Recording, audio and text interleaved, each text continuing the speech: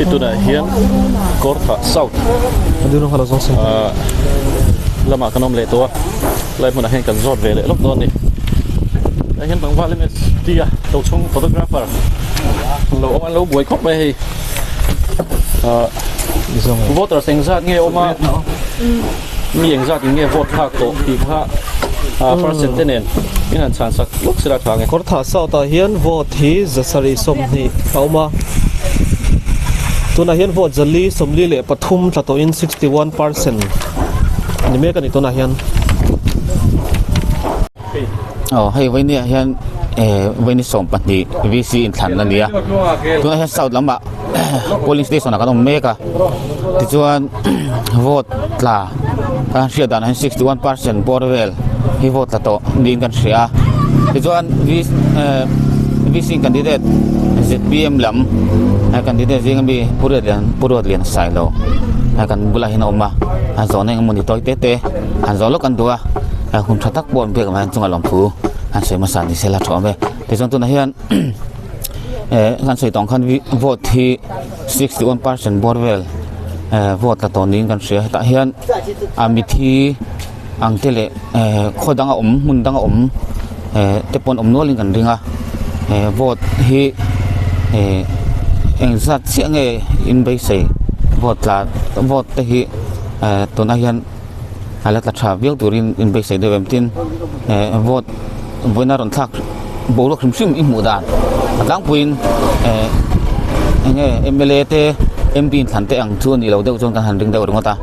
bố được anh chan chin ti kha ama sam ni han zot ami shel ma sata la tho me a lo ma me hay Kortha South kan ni Kortha South thì tlem boi thak deuh om chu em ya Kortha kho chung ba ka hianin sarali ke sarali khu kan bial ani tela chumi ni wang chonin vote hi thong hi ang deuh hian akala keima ni Kortha kho chung Kortha South thom chung a hian vote zanga somsari panga auma ke sarali a kwan za somriat panhi a om boka amma ro chu khanga khanin mun danga omte le hetlai vote ron thak thailo khanom ve nuala vote zanga atang vote zanga hi chukan pel shep tura chung kanin bei se tuna 61% vela ta ton tia vote zanga chuang shet hi chukan bei se ya tuna hian vote zali le somli borvel report number kan shet da ni tla to a alat lak bel shat hi chukan ringa anol puye hi chon an thak to ani tuna hian chuanin in khan bo ruak shim shima hi chuanin nia a bo ruak aral muanga anuama party net na te a om san lawa ti hianin heng la ya po hian MNF le ZPM te po kan thu ho vek ani mai ti hian min vote ro hi kanin titlang vek ka bo ruak nom tak noya kanin thanga soile soinu ke sarali nom tela wang khan bo ruak hitle ma dang dewa ke sarali an ron thlen lai kan ni ki motor paruk velian ron chawa vote som kwa vel an ron thak nin kan ria ta khan an ron thlen lai kha chon kan han ri ve deuh haka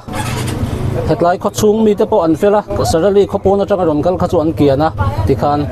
vote an ron thlen kha chuan in kor thalam te kha chun lo in tier filima sarali lam khan thak ti ma sa te sarali lam in an thak zowa tuna hian an ron kal le chana la thak lo te a chakop mai vote atla thadon in kan ria a bawrok portal muang kan lom khope nia hei me kha nga soi bilonga ke sarili ti kha kor tha khwa ni lo kor tha khwa tanga peng le ani kho san ania khalai kha klemin tiang jok de lekan soi tel la khir tu tel lo hriat china ta na ke sarili han ti khan kor tha atanga khoi lama nge om tlak lama nge chho lama nge eng tiang al ha nge ti te kha le ami cheng ate kha atlang pin yang mi ngen di kha mian hril tel sak lok la khalai te kha kan jep tel lok ani cha ke sarali hi kan te ke hi kor tha sarali tina ni maya tu ma tagin kor tha kho peng pakhat an nia bru punau ten nia bru hlang an om ti la kan soi sol lawang tu ma tanga kor tha kho per pakhat thi nia kor tha tanga kilometer som bor vela hen anoma motor hi kong hin la nei thalawa tun lai hi thal lai ania lingrot ang hian motorin an kal ve theya chu ti chuanin vote thak turin vena po motor hetlama tang ten an manga motor pariat vel mangin an ron kal ve ni bru unau te ve kan ni e vote za som sari panga onilo vote za som jet le pan hi an neya an kho a voina hian vote som ko bor vel aron tla nin kan sia chuan long hle mai chuan boxlok mai te zona dang le han ti le do ni la tun tum VC in thlan hi hei abik teng thalai lama hian in thlan te poi kan ril lot lana sot ang rang khop maya chumi a chuanin thalai te po hian in khotlang te ram te kan vai sot ang rang viu mai mi kong a hian tun tum VC in thlan pi ka hian campaign nar te jing atangin asum le pai han bor ang ji mo khati ang boro kan siam ang chi te mo thom au mem helama hian saut lam VC hianผมสูงอาเห็นที่ครับเนี่ยอารมณ์ผมเนี่ยกันทลายเตะคุยเฮร์ติกันทันเองนะมาสอนนะตั้มตักกันหัวกันอินทันนะจุงจังอ่ะแต่พอเห็นอฟิลไฟโซเตเมมาให้จีนจังคานเหตุไรบอร์เวลันกันเจอซะละจุรุยหมู่ตัวจุรุยเมียนหมู่ตัวที่ประคัดมากันแล้วหมู่เราว่าจุรุยเฮขัดยังอ่ะคันอินกันอินทันบอร์เตอฟิลไฟมาแต่ตัวนังMLAเตMPแต่พอกันเราทั้งตัวเจนะจุ่มดังอาจนตัวนังเวลาที่อันจะรวยเตะรวยเที่ยวที่เตะอันโดนลาสุบสุบใช่นั่นนี่อามาจะตัวจุ่มอาจนให้จิงการจังอินดาร์สริจังอินกันนมตัวตลาดเฮียนจะรวยหมู่ตัวตัวลวินที่เฮียนเฟลไฟตะกินบางรวกกันเสียมาขดลังมีปุ๋ยแต่จุ่มอาปอลมองกันตีอ่ะทินซุ่มเจ๊กตีไล่จุ่มจังอาคันนี่อันเราอินกระเสียกันนี่เสียจีน่าจวนกันเช็ดพักบักที่เรามันนี่จวนทุสันนี่เสละกันเช็ดไทยจีน่าจวนอินซุ่มมาหันอินเลยตีเตซุ่มเสมันตีองจีเตขัดยังข้าเราว่ามีปุยโป้เห็นอันพูดเลี้ยมเรานี่กันเสียพูดเชิงจวนกันเห็นอะไรเห็นสยองตักกันนี่อ่ะกันนี่แต่อันนี้กันเรามีเวน่ะทำมาจนกันเห็นนะพอสยองเราวันนี้จวนอินให้เตียงลำปังพูดเลยไม่ใช่ขันเรามีตัวละกันง่ายอันนี้จวนเราไม่ใช่ไหมจวนนั่นตัวเลี้ยจวนVC in thana hian ZPM lam candidate in tuna hian ding me kan dia te khongai na zara lo tling ve thei ta lo ang din hna te lo ding ta ang ula kor tha khotlang tan hian ma chop ang chi khatam tak ZPM ang pon bol ang jong pon ami mal ang jong pon rom man lo sim lok te pokha ma chop te pokha nei sa kha kan ding dawa chumi chuan in kor tha khotlang ta naมาชบใส่ตัวตั้มตักข้าอินเอกเรื่องมาราจุปันนิขัดไปหมดอิติเลยง่ายหมดจอหลังจีเต้อะไรกันใส่ตัวในจังหวะนี้หันเสร็จแล้วโน่หลบมันเนี่ยที่วิสิกันที่เตะกันลงนิเวศการชนินมันดิเฟสโต้ของเรื่องเด็กเตะกันนั่นเสียบะกันขดล้างตาโนไว้เละตีดูที่ตั้มตักที่กันในเวียจุดตาจนให้วิสิชัดตักตักเตะกันในกันมาละมาเตะอันนี้มานัสตักกันเราเลยตัวกลุ่มละมาเป่าเอาประจกเตะอันนี้อันนี้พลักนับโปฮิตซุนจมตัวตั้มตะเคียอมาวิสิอาจจะกันเราถึงเวอันนี้จวนนี้เนี่ยกันขดล้างกันที่กันไงไปหมดมา NGO แต่เก่าสันเตเนี่ยนะถอเขานะตัวนายชัดจอกเสียมเตกันดูว่าทีนี้มันนี่เอ็มมีเศร้าช่วงอ่ะเฮียนี่ in kalpona kan nei hote chei thata athar siam bel angchi te ti tur hi atam maya manifesto ate po khan kan ron tar langa mi puite po khan an hu kan ringa amaro chu manifesto po khanin tarlan kim sen khani chuang lawa engemaw kan ngai poimo zolang te kha chu kan han ziaka amaro chu khami ba ka po khan tam taka omani ti tur hi duna soivet theilo te po ni anh đi chú hun thắt đốc mình bé cái vàng in chúng ta cần lom hết mày lại kan lom e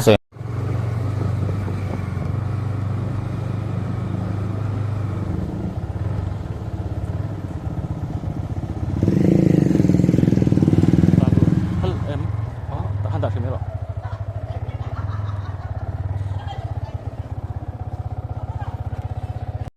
he tuna hian Kortha South polling area polling station ang oma chinan soi tong khan 61% borvel sulai kanom lai khan vote tla khan ito tuna hian vote thak bel hinom nual to pung le dek to tura ngai la mi pui tam vak lo ni helam chu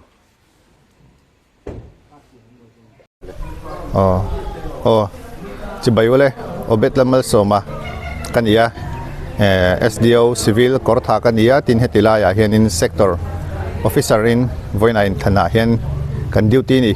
voin vi sin than hi amonam khop maya helai Kortha khuchunga mi puite po vote thak turin an chuak tha tuna hian dar thum apela vote thak dan hi kan hria thei china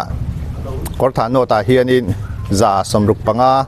velin vote an thak to ni in kan hria tin Kortha VC thar an piang thara heta hian tun thleng hian in hria thei china za somnga le pasari le tlemin vote an thaka tuna kanom mek na hi Kortha South ania heta hian za somruk le pali velin vote an thak to ani chutiang chu kan vote thak din mun hi ni ya tuna hian mi puite an chuak tha angreng viaw kan hria dualin then khate ro hi chu chuak tura hanin nor le te po tha in kan hria boruwa ka monong khop mai ti kha helai khochung bi khi chu kan boruwa ka nia darli thleng vote thak tura nia da kar khathun aloma hemi chung hianin vote thak tur te po hian la ron kal belzel kan ringa za somsari te chu kan tli thei mai lo mo kan han ti dewa he ka bula hianin kan aro te po noma chu kan din hmun ania kan hriat thei china chon kan thenom khon na ya chon tuidam po so vote ta tha ang ringa za somnga le pali za nga velian tlina chutiang chuan boruak ani bokani chumba ke chu khothan khata eniuden ta khu chu vote an zo to in kan hria za somsari le tlem khan tlai kan hria an zo tho khatin ani shata stiang vel chun ni boka boruak a thakop mai mi puite por an chuak zel turin kan duwa ti chuan za na hianin vote thi kan share le dona atlang puin kan vote thak na hmunai mo bul nai waime VC house remchang ate kan share anga zandar saria vote share tan turania amaro chu vote share tan ma deuh hian in bot sai lok te ngai wangin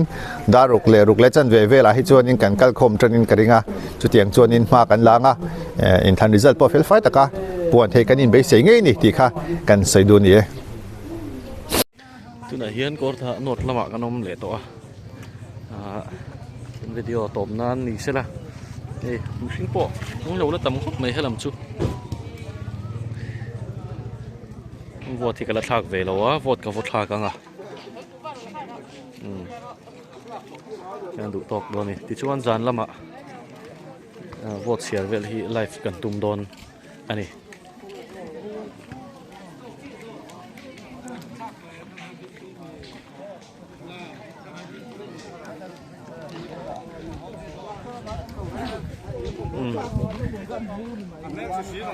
po ni sela